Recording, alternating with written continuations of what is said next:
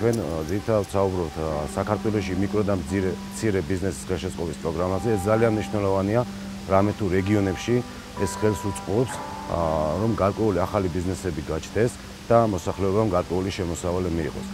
ძალიან მცირეა ბიზნესები განსაკუთრებით სოფლად და აი მარტივი მაგალითი რო ავიღოთ, როდესაც ადამიანს უჭირს, არის ერთი გზა, რომ მას ჩვენ უყიდოთ თევზი, მივცეთ თევზი, რომლითაც ის შეძლებს გარკვეული საკვების მომზადებას და გარკვეული პერიოდი გამოიყენებს მას საკვებად.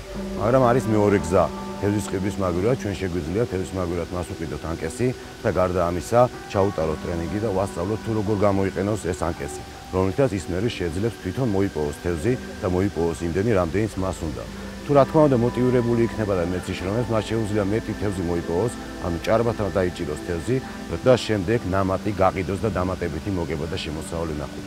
სწორედ აი მეორე გზას გავს მიკრო და მცირე ბიზნესის ხელშეწყობის სახელმწიფო პროგრამა, რომელიც აძლევს მოსახლეობას საშუალებას, რომ მათ იყიდონ ძირითადი საშუალებები, რომლითაც და გარდა ამისა მიიღონ გარკვეული ცოდნა და გამოცდილება, თუ როგორ გამოიყენონ ეს ძირითადი საშუალებები ბიზნესში და მიიღონ და კონდეთ საკუთარი თავისუფალი შემოსავალი.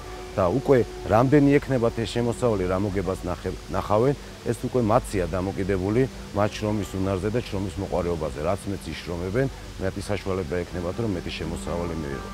მარტივი მაგალითი, სოფლებში ძალიან მარტივია ქალბატონებისთვის განსაკუთრებით, ვისაც ჭრაკერო აიხერხება, ამ აღნიშნული პროგრამით მათ გარკვეული აქტივი, თქვათ, სპეციალური ძირითადი საშუალებების საკერავი მანქანები შეიძინონ და თავიანთი ბინაში შექმნან რაღაც პროდუქცია, რომლის რეალიზაციასაც მოახდენიან და მათ გაუჩნდებათ დამატებითი შემოსავალი.